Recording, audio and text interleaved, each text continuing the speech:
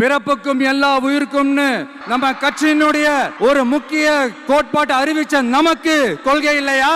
பிறப்புக்கும் எல்லா உயிருக்கும் அப்படிங்கிற கொள்கைன பிறப்பு எல்லா உயிருக்கும் ஒக்காது, ஒன்று கிடையாதுன்னு எந்த கட்சி சொல்ல போகுது? ஊழலை ஒழிப்போம், வறுமையை ஒழிப்போம், எல்லாருக்கும் எல்லாம் சொல்லும். இதுல யார் மறுப்பா? பிஜேபி மறுக்குமா, திமுக மறுக்குமா, அதிமுக மறுக்குமா, நாம் தமிழர் மறுக்குமா? யார் மறுப்பா?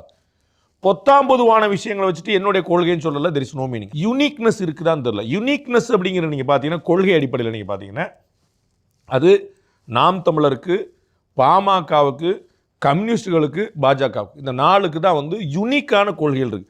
அதை ஏற்கிறீங்க ஏற்கலங்கிறது செகண்டரி. அது போல் ஆனால் கொள்கை பிடிப்பில் ஒருத்தர் பேச முடியும்னா இந்த 4 கட்சிகள் தான் they can talk about the ideology. இதை வச்சுட்டு நாங்கள் கொள்கை பிடிப்பில் நாங்கள் ஆஹா ஓஹோன்னு சொன்னால் அதில் அர்த்தமே கிடையாது. மீனவர் பிரச்சனையிலேருந்து, காவிரி பிரச்சனையிலேருந்து, இருமொழி கொள்கையிலிருந்து எந்த விஷயத்தில் இவர் டிஎம்கே கொள்கையிலிருந்து முரண்பட்டிருக்காருன்னு சொல்லட்டும். டிஎம்கேடைய ஐடியாலஜியும் எங்களுடைய ஐடியாலஜியும் வேறங்க அப்படின்னு ஒரே ஒரு பாயிண்ட் சொல்லட்டும்.